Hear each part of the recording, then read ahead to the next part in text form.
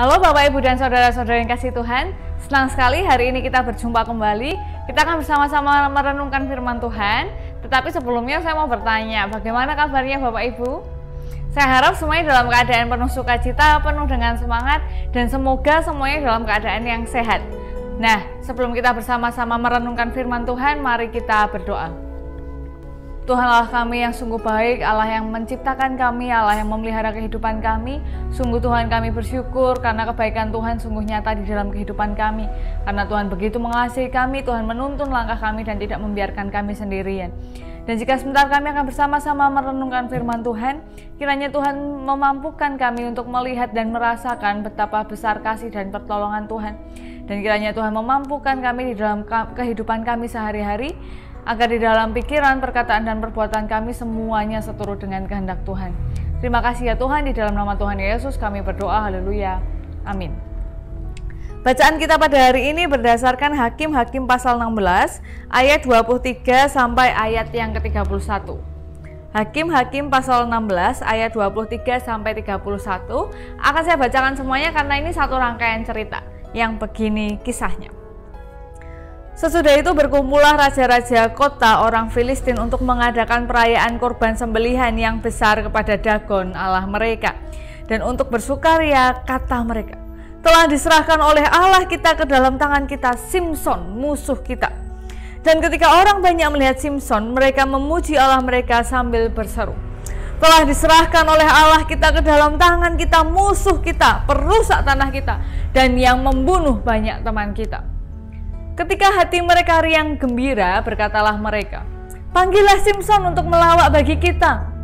Simson dipanggil dari penjara, lalu ia melawak di depan mereka. Kemudian mereka menyuruh dia berdiri di antara tiang-tiang. Berkatalah Simson kepada anak yang menuntun dia, lepaskan aku, biarkan aku meraba-raba tiang-tiang penyangga rumah ini, supaya aku dapat bersandar padanya. Adapun gedung itu penuh dengan laki-laki dan perempuan, segala raja kota orang Filistin ada di sana, dan di atas sotoh ada kira-kira 3.000 orang laki-laki dan perempuan yang menonton lawak Simson itu. Berserulah Simson kepada Tuhan, katanya, ya Allah, ingatlah kiranya kepadaku dan buatlah aku kuat sekali ini saja ya Allah, supaya dengan satu pembalasan juga aku balaskan kedua mataku itu kepada orang Filistin. Kemudian Simson merangkul kedua tiang yang paling tengah penyangga rumah itu, lalu bertopang kepada tiang yang satu dengan tangan kanannya dan kepada tiang yang lain dengan tangan kirinya. Berkatalah Simson, biarlah kiranya aku mati bersama-sama orang Filistin ini. Lalu membungkuklah ia sekuat-kuatnya, maka rubuhlah rumah itu menimpa raja-raja kota itu dan seluruh orang banyak yang ada di dalamnya.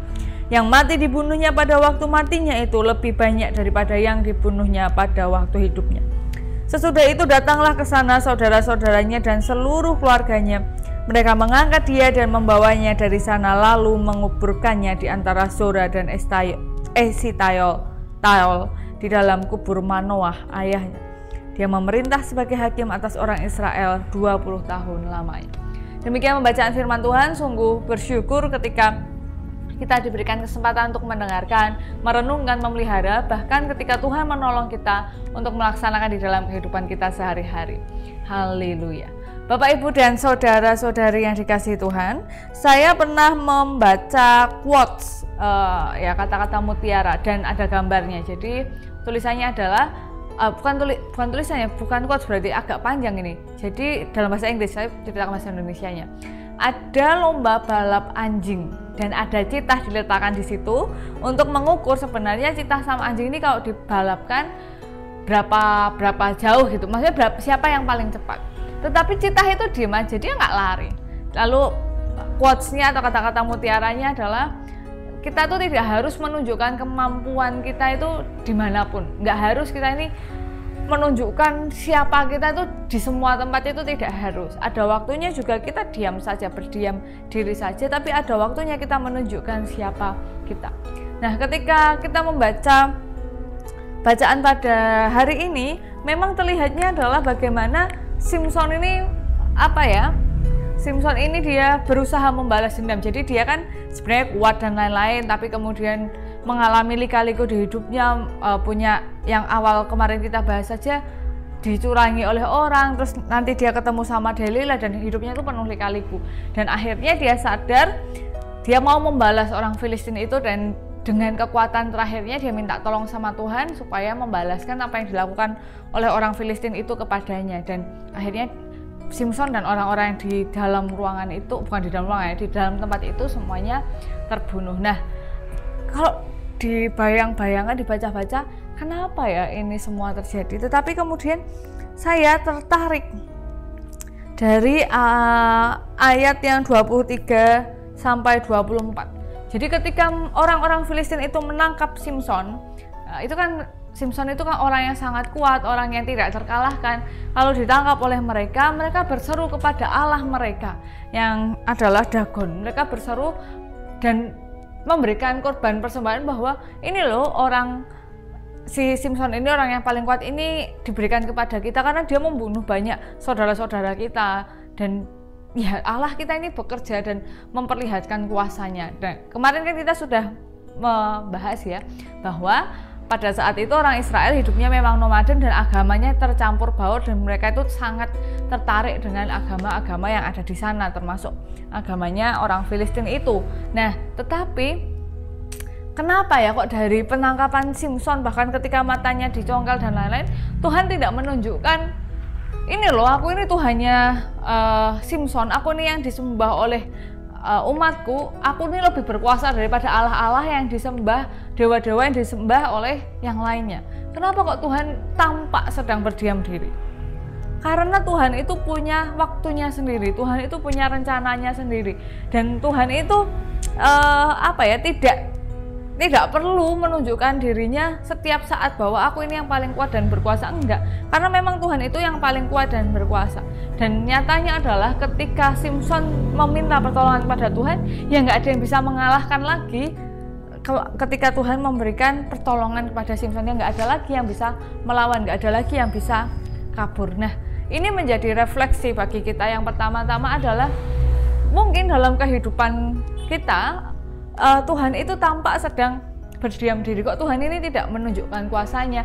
Ya kita mungkin Bapak Ibu yang pernah mengikuti KKR kesembuhan dan lain-lain mungkin berharapnya sekarang ini ya ada KKR yang langsung ditumpang tangan lalu penyakit coronanya hilang dan lain-lain. Ini COVID ini berjalan sudah terlalu lama, kok seperti Tuhan itu membiarkan semua ini terjadi. Nah, Tuhan itu Tuhan itu memang besar, berkuasa, dan tidak harus selalu menunjukkan bahwa aku ini loh kuat dan berkuasa, itu tidak harus. Tapi Tuhan itu punya waktunya sendiri.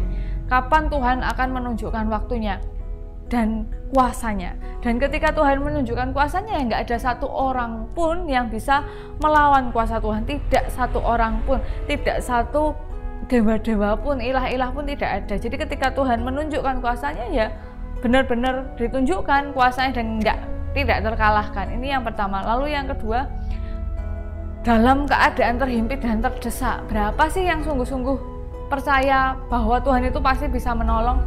Simson ini bahasanya desperate ya, benar-benar sudah putus asa dan minta tolong Tuhan, kalau Tuhan ingat aku. Jadi dia tuh sadar sebenarnya dia ini bahwa Simson ini mungkin hidupnya tidak lurus-lurus gitu ikut Tuhannya. Dia itu kesana sini bukan kesana sini dalam artian tapi memang hidupnya kan sesuka-sukanya dia, dan dia punya temperamen yang oke juga gitu, hot temperamen. Nah, jadi dia benar-benar sadar bahwa ya aku ini jauh loh dari Tuhan, tapi kok Tuhan tolong ingat aku sekali ini beri aku kekuatan supaya aku bisa membalaskan apa yang terjadi dengan mataku dan lain-lain. Nah, Tuhan memberikan Simson kekuatannya untuk yang benar-benar terakhir kalinya, karena waktu itu memang Simson juga meninggal bersama dengan orang-orang lain yang meninggal saat itu juga. Jadi ketika kita ini benar-benar membutuhkan pertolongan, ya sungguh-sungguh percaya, sungguh-sungguh desperate, sungguh-sungguh ya memang cuma Tuhan gitu yang bisa menolong, dan mengakui keberadaan dan keterbatasan diri kita. Simson itu nggak bilang gini loh, nggak bilang Tuhan aku kan sudah begini-begini masa sekarang nggak ditolong, enggak. Dia cuma bilang sekali ini saja tolong aku. Jadi dia memang benar-benar putus asa, dia desperate, dia udah nggak punya jalan keluar dan dia sendiri nggak bisa melalui semuanya ini. Dia ingat bahwa dari dulu yang ngasih saya kekuatan itu ya Tuhan, jadi sekarang ini yang bisa menolong saya ya cuma Tuhan. Jadi hari-hari ini Bapak Ibu dan saudara-saudara yang kasih Tuhan, saya dan mungkin Bapak Ibu juga merindukan bagaimana Tuhan memulihkan bangsa kita, Tuhan memulihkan bumi kita, dan bahkan bukan cuma corona ya, karena kalau Bapak Ibu lihat berita-berita sebenarnya kan es di kutub itu sudah mulai mencair karena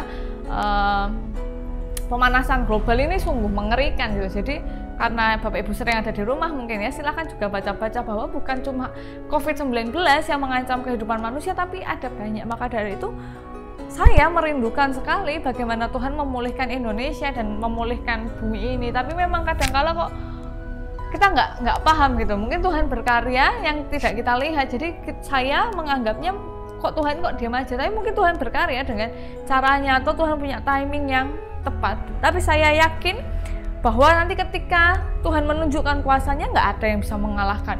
Baik COVID, baik apapun, baik manusia siapapun, nggak akan ada yang bisa mengalahkan. Dan selama kita sungguh-sungguh yakin, sungguh-sungguh percaya, meminta pertolongan Tuhan, dan Tuhan setuju sesuai kehendak Tuhan, semuanya akan bisa dilewati dengan baik. Jadi Bapak Ibu yang sekarang desperate, sedang putus asa, sedang nggak tahu harus ngapain, ya satu-satunya yang bisa menolong itu cuma Tuhan, nggak ada lagi yang lain. Benar-benar nggak ada lagi yang lain. Mau uang, mau siapapun, nggak ada yang bisa menolong, hanya Tuhan. Jadi ya mari serahkan semuanya kepada Tuhan. Mari kita berdoa. Kepada siapa lagi Tuhan kami harus memohon jika bukan kepada Tuhan? Maka kami memohon kiranya Tuhan menolong kami. Tuhan melihat bagaimana bumi kami, negara kami saat ini sedang mengalami kesulitan karena COVID-19 dan berbagai macam kerusakan lingkungan yang terjadi karena juga manusia. Kiranya Tuhan berkenan mengampuni kami dan Tuhan menolong kami untuk melewati semuanya. Tuhan menolong kami untuk melewati pandemi COVID-19 ini, dan Tuhan menolong kami untuk memulihkan negeri kami, memulihkan bumi kami. Terima kasih ya Tuhan, di dalam nama Tuhan Yesus kami berdoa, haleluya, amin. Ya Bapak Ibu, demikian yang dapat saya sampaikan, kiranya dapat menjadi hal yang baik bagi kita semua. Sampai jumpa di waktu yang berikutnya. Tuhan Yesus memberkati kita semua. Sampai jumpa.